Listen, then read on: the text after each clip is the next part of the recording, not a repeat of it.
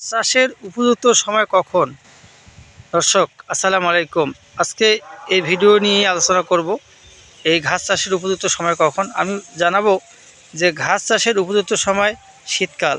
এই শীতকালে আকাশের বৃষ্টি হয় না, বর্ষাকাল সবসময় পানি হয় না, বিধায় ঘাসের ফলন ভালো হয়।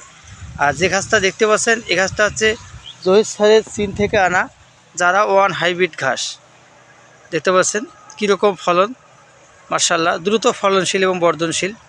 এই ঘাসটি চাষ করতে হলে আপনার অবশ্যই উঁচু জমি নির্বাচন করতে হবে। উঁচু জমির জন্য এই ঘাসটি 16 ফিট লম্বা হয় এবং কাটিংও পরিপক্ক আছে।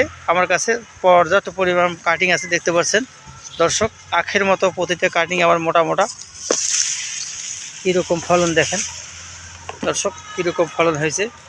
এই ঘাসটি উঁচু জমির জন্য চাষ করতে হবে এবং দ্রুত বর্ধনশীল খামার উপযোগী ঘাস।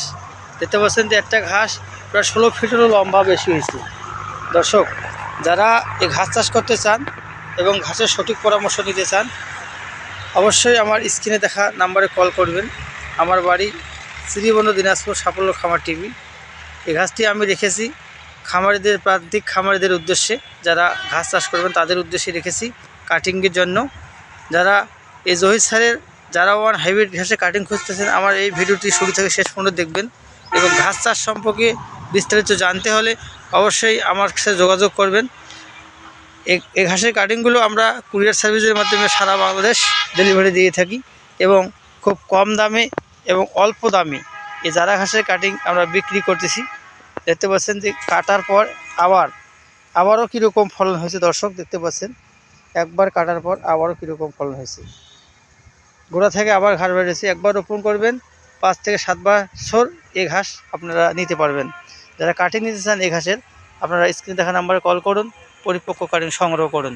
যারা ভিডিওটি শুরু করবেন শেষ পর্যন্ত দেখবেন এবং বিস্তারিত জানতে হলে কল করবেন। এবং যারা আমার চ্যানেলের নতুন সদস্য, চ্যানেলটি সাবস্ক্রাইব করে দর্শক পাশে থাকবেন। ধন্যবাদ।